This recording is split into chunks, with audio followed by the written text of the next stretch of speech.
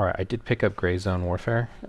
It's been a pretty fun game. I originally started with just a starter pack, but I decided to upgrade to the supporter pack just because I've been enjoying it quite a bit, and it's been something I think I've been looking for. Of Warzone, not regular Call of Duty Warzone, but the single player version, like the survivor mode they have. And this kind of reminds me of that because I like the ability of having a PvE, not just a PvP VE. So I mean, I'll do that too eventually, but I've never actually played Tarkov. I've bought it, but I haven't really played it. And if I played it, I played like one time. So starting off here, I did edit a few of my keybinds, so feel free to take some time to go into the controls there and edit those.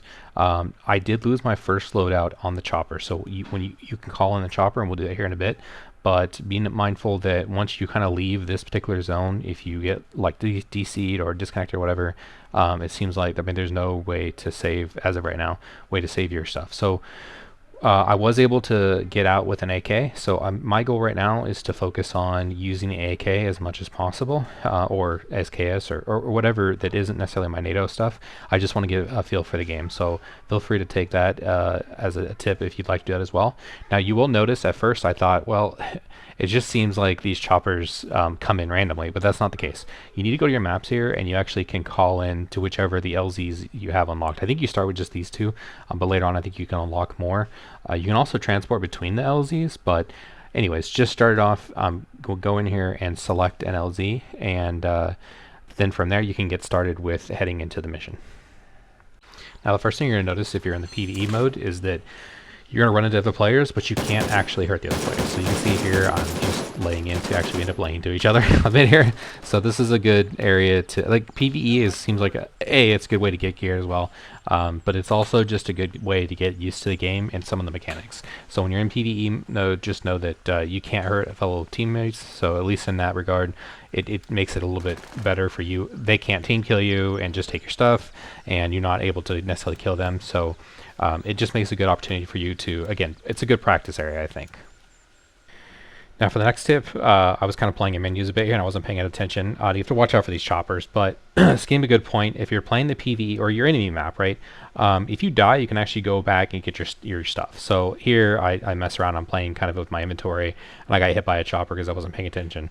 It wasn't the chopper I called in, so I thought I had some time, but I wasn't paying attention to the audio and I was too busy looking at my gear. So once you die, obviously another player can pick up your stuff, but obviously this guy's pretty loaded up, so he's not going to want to take what I've got.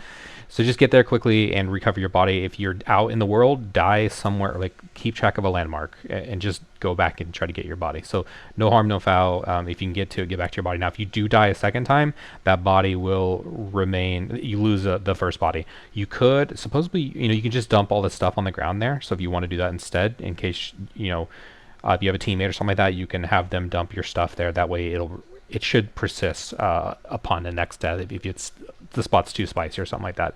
So just be mindful. Again, you can go back and get your stuff. So it's not like all is lost, but obviously it's going to be a little hard to get the stuff, but it is obtainable. Now for combat itself, try to be mindful of your stats. You'll see some statuses effects on the top left-hand corner. I was trying to get around these guys, so this is from my intro here, but I'm just trying to, neutralize these guys. I did body the guy from far away, but these guys I couldn't quite see. And so now it's time for some medical as well. And the mobs here these guys do have medical on them. So the stuff I'm using for medical right now, actually I had picked up in previous runs. So I do use a tourniquet. That's probably over the top. I don't know if it is or not, but my thought was just stopping the bleed. And then from there, I do use a bandage as well. So just throwing some gauze on there. Although the bleeding is already stopped, so I didn't really need to. I also used painkiller because it's still hurting. This should help. Like, I just want to do quick shots here, but really this should help with dealing with the pain that you have there as well. So all my stuff is good, but I do apply the bandage as well just to get it all wrapped up. I was hoping to remove the tourniquet at that point, but it doesn't. I mean, it's gone at that point. So luckily I did find another tourniquet later on as well. So just make sure you're checking all the bodies. Like I said, they do have medical stuff. I don't know how much they're actually going to be using it themselves, but it is good to just take care of, once you're done with combat, do your best to take care of your wounds as quickly as you can.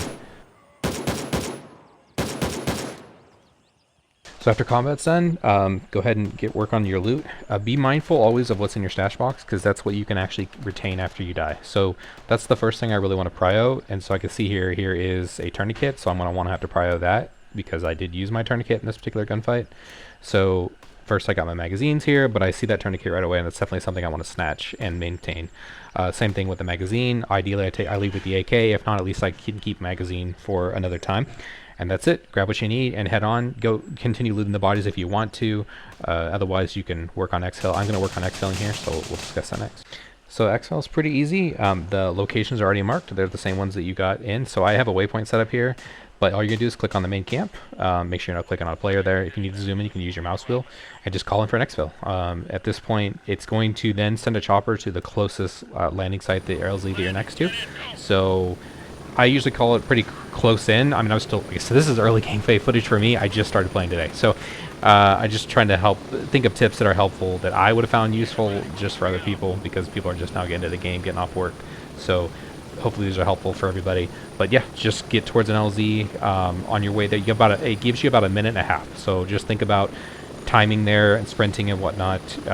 Give yourself about a minute and a half there and to get the chopper out there, and then just call in the Exfil, and from there you're just going to get pick up and head back to base. So pretty easy day.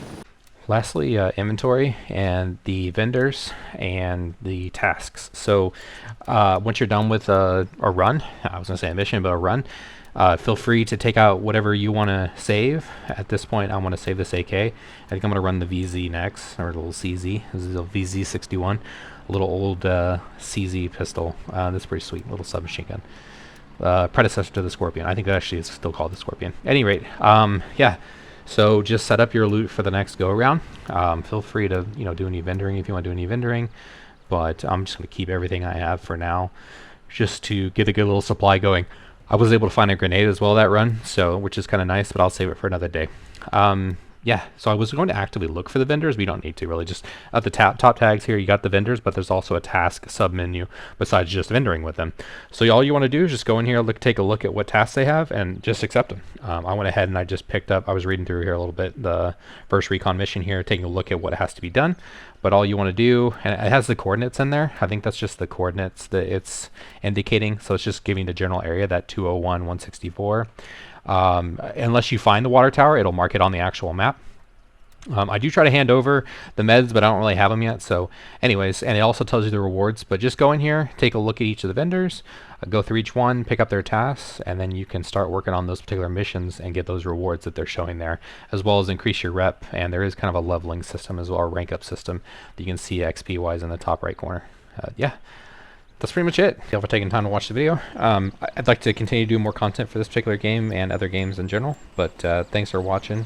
Please like and subscribe if you want to see more of this kind of content. And originally I usually do Star Citizen stuff, and it's been a fun game as well, but sometimes there's just breaking points. I'm waiting for a patch to come out. So until that patch comes out, this is just going to kill some time.